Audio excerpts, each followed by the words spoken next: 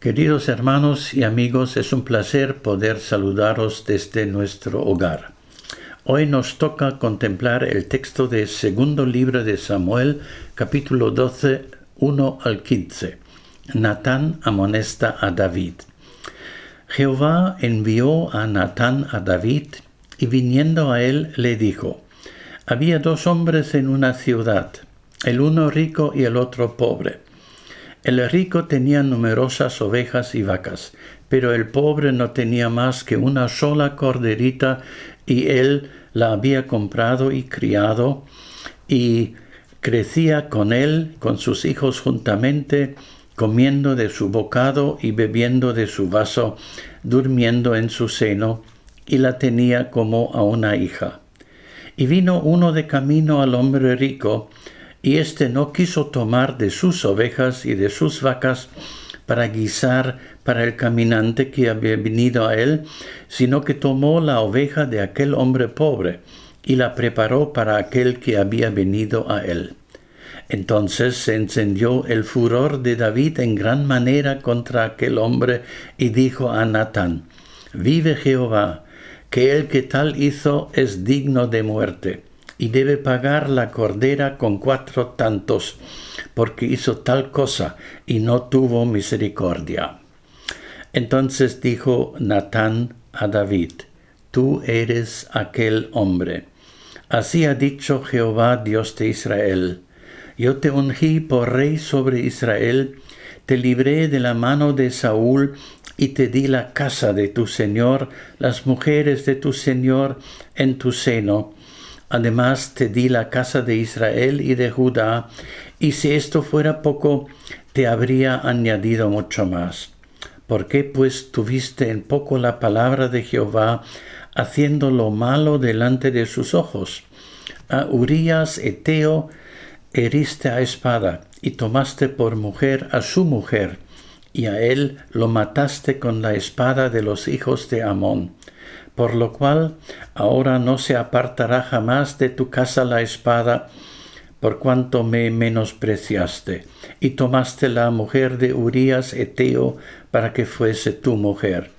Así ha dicho Jehová: He aquí, yo haré levantar el mal sobre ti de tu misma casa, y tomaré tus mujeres delante de tus ojos, y las daré a tu prójimo, el cual yacerá con tus mujeres a la vista del sol, porque tú lo hiciste en secreto, mas yo haré esto delante de todo Israel y a pleno sol. Entonces dijo David a Natán: Pequé contra Jehová. Y Natán dijo a David: También Jehová ha remitido tu pecado, no morirás. Mas por cuanto con este asunto hiciste blasfemar a los enemigos de Jehová, el hijo que te ha nacido ciertamente morirá. Y Natán se volvió a su casa. Hermanos, el tema de esta meditación es la hora más negra en la vida de David. Han habido pues varias horas negras en la vida del rey de Israel, pero al parecer esta excede a todas las demás. Y observamos que esta hora negra sucede en tiempos de prosperidad, de bienestar personal de David, y aparentemente no hay razón para que suceda lo que nuestro texto ha relatado en el capítulo anterior. David está de ocio en su casa. Sus soldados están peleando contra los enemigos de Israel, pero David, como comandante supremo, no está con ellos. Más bien ha preferido quedarse solo en casa. ¿Será que aquí empiecen a desarrollarse las cosas de la manera tan negativa? A su alcance, David tiene esposa, mujeres concubinas, toda clase de comodidades, ¿y qué más se podía pedir? Pero al ver desde su balcón a una mujer hermosa fuera de su alcance, que a su vista se está bañando desnuda, le sobreviene un impulso sexual fuerte para poseer a esta mujer llamada Betsabé.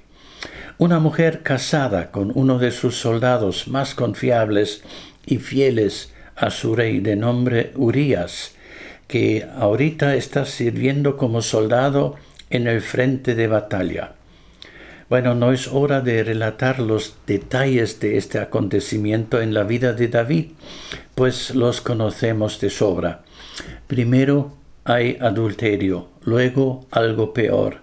Para ocultar su pecado, el esposo de Betsabé, Urías, tiene que morir por intriga y argumentos hipócritas de David y su comandante. Qué feo, qué detestable. David, el amado de Dios, tan bendecido y enriquecido por su Dios, a quien amaba y buscaba, pues en las situaciones críticas de su vida, ahora sucumbe ante los deseos de los ojos y los deseos de la carne, como lo llamara el apóstol Juan más tarde. Pienso que no hace falta lanzar mayores advertencias, ante todo a nosotros los varones. Y la gran pregunta es, ¿cómo reaccionará Dios ante este terrible desliz de su siervo David?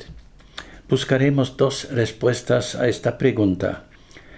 La primera respuesta es, Dios actúa como un padre. Y la segunda, Dios le hace ver también las consecuencias de este terrible pecado.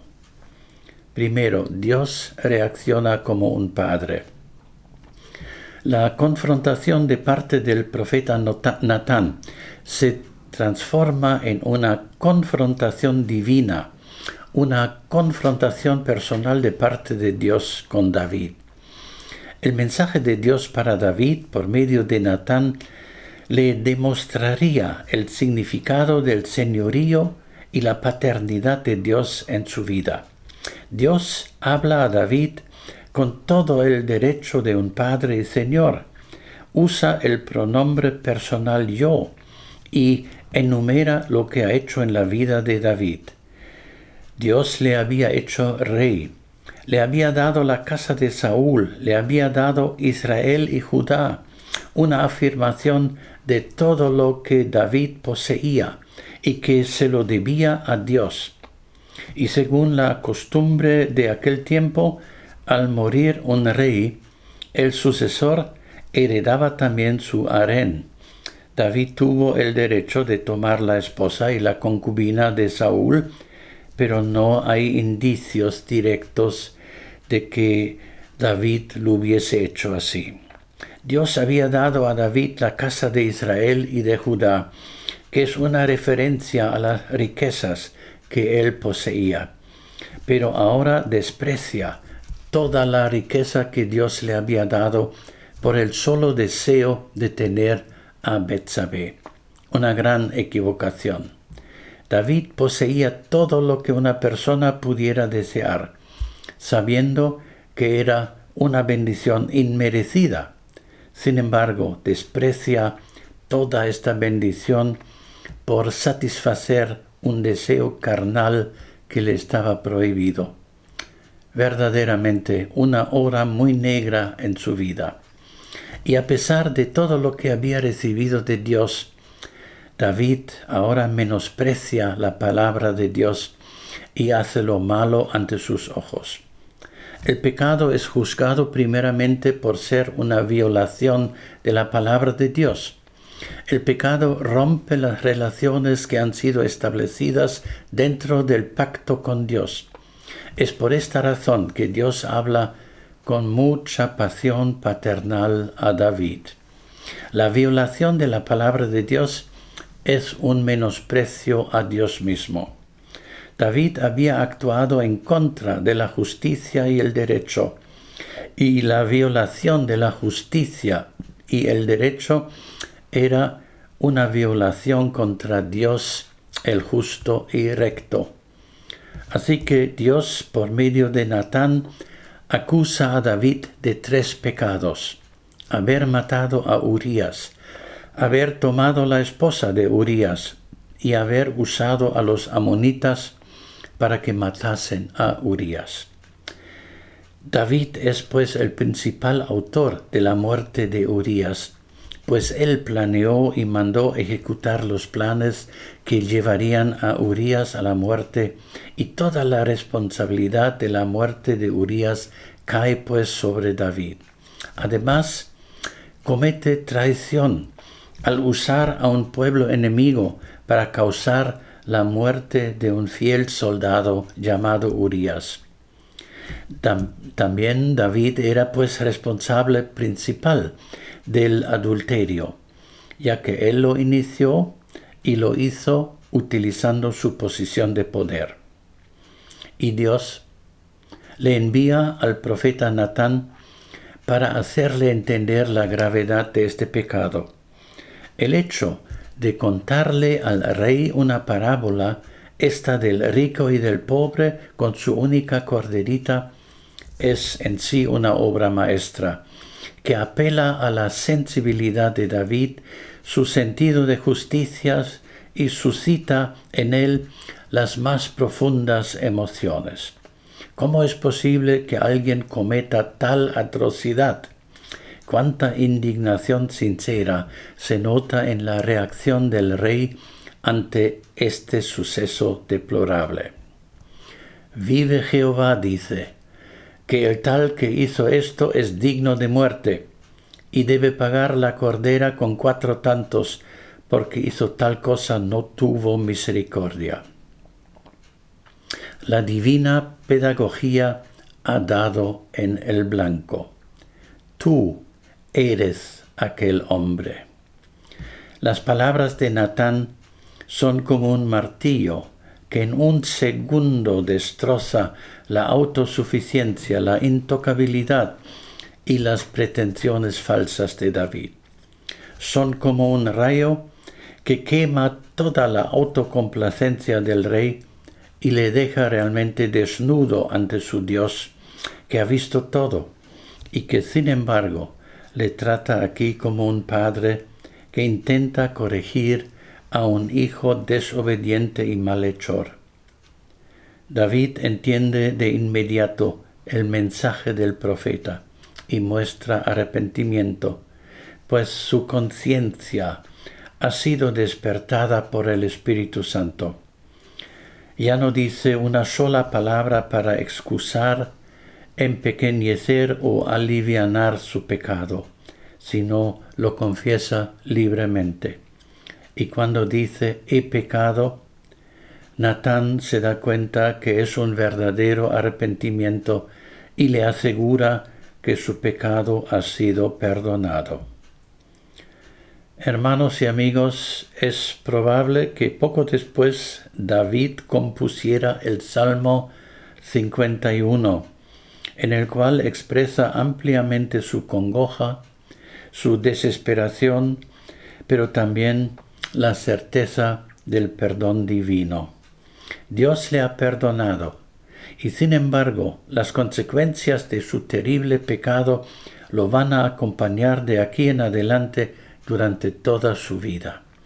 Aunque Dios se muestre como un padre que no abandona a su hijo, a su siervo caído, podemos hacer aquí una segunda observación. Las consecuencias del pecado son graves. Uno de los grandes males en los pecados de los que profesamos la fe y una relación personal con Dios es que da ocasión a los burladores, a los enemigos de Dios de la Iglesia, para recriminar, menospreciar y blasfemar. El daño de la reputación del Evangelio es inmenso. Pero no solo esto, que en sí ya es algo terrible. Se desprende del caso de David que aunque se obtenga perdón, el Señor a veces tiene que visitar la transgresión de sus siervos con consecuencias personales y dolorosas. David tuvo que sufrir a partir de esta transgresión por muchos años tremendos dolores por dar satisfacción momentánea a una lujuria vil. Natán le anuncia: «He aquí, yo haré levantar el mal sobre ti de tu misma casa». O sea, la paz familiar será un bien muy frágil. Habrá peleas entre sus hijos y desgracias que acompañarán a David durante el resto de su vida. Y la consecuencia más inmediata es que el niño, el fruto de la relación con Betsabé, morirá. Pero en medio de la tremenda oscuridad causada por este terrible pecado, aparece un rayo de luz y esperanza. El Salmo 51, que recomiendo leer como lectura personal en la tarde, nos muestra no solo el sincero arrepentimiento de David, sino que nos revela que hay esperanza para todo pecador que se arrepiente sinceramente. David ora proféticamente a Dios: «El sacrificio que te agrada es un espíritu quebrantado. Tú, oh Dios, no desprecias al corazón quebrantado y arrepentido». Dios en su gracia permite que pongamos en oración nuestro corazón quebrantado y arrepentido, nuestro espíritu quebrantado como un sacrificio sobre su altar. ¡Qué tremendo! Y esto nos recuerda lo que el apóstol Pablo en Romanos 5:20 más tarde escribe: «Allí donde abundó el pecado, abundó la gracia», y dice: «sobreabundó la gracia». La gracia del Señor es siempre mayor que nuestro pecado. Sí, David sufrió las consecuencias de su transgresión, pero nunca se apartó de él la gracia de su Dios. Más bien, fue esta gracia divina la que le acompañaba aún en las situaciones más negras de su carrera terrenal. Así que podemos decir que en la hora más negra de su vida no fue abandonado por la gracia divina. Esta gracia le permitió obtener perdón, consuelo y dirección durante su carrera de rey, de padre de familia y de esposo. En muchos de sus salmos podemos descubrir esta realidad vivida por él. En medio de las consecuencias de su pecado, David experimenta personalmente que su Dios, a quien había entristecido tanto, sigue dándole las fuerzas, la esperanza y el valor para seguir viviendo y actuando como verdadero siervo del Señor. Parece que esta caída estrepitosa al inicio de su carrera como rey de Israel fue una experiencia que nunca olvidó y que por fin le enseñó humildad, cautela y verdadero temor de Dios.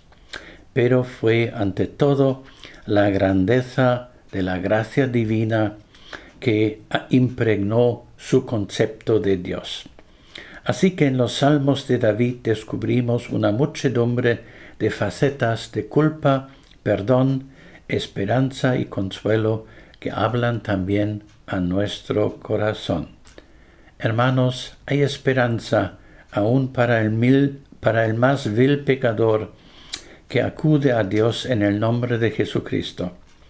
Donde había reinado el pecado, la gracia divina se manifiesta más abundantemente.